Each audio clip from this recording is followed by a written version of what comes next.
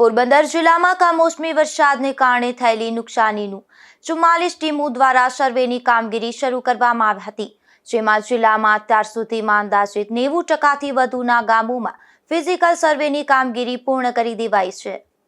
પોરબંદર જિલ્લામાં કમોસમી વરસાદ થવાને કારણે મગફળીના પાકમાં વ્યાપક નુકસાન થયું છે.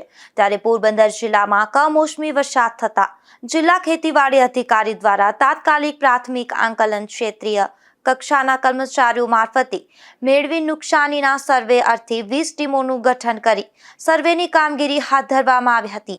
પરંતુ વ્યાપક નુકસાન હોવાથી જિલ્લામાં 44 ટીમોનું ગઠન કરી સર્વેની કામગીરીને વેગ આપી સાથોસાથ ખેતીવાડી અધિકારી દ્વારા જિલ્લાના તમામ ગામોમાં પ્રાઇવેટ સર્વેયરોની નિમણૂક કરાઈ હતી, જેમાં અત્યાર સુધીમાં જિલ્લાના અંદાજિત 90% ઉપરના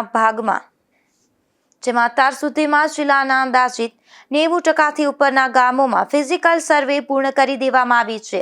જિલ્લામાં ખરીફ પાકોના વાવેતર 1,16,498 હેક્ટર વિસ્તારમાં વિવિધ પાકોનું વાવેતર થયું હતું, જે પૈકી પ્રાથમિક આંકલન પ્રમાણે અંદાજિત અસરગ્રસ્ત 91,790 હેક્ટર વિસ્તારમાં કમોસમી વરસાદથી પ્રભાવિત જણાયેલ છે, જે પૈકી અંદાજિત અત્યાર સુધીમાં 82,885 હેક્ટર વિસ્તારમાં ફિઝિકલ સર્વે પૂર્ણ કરી દેવામાં આવી છે.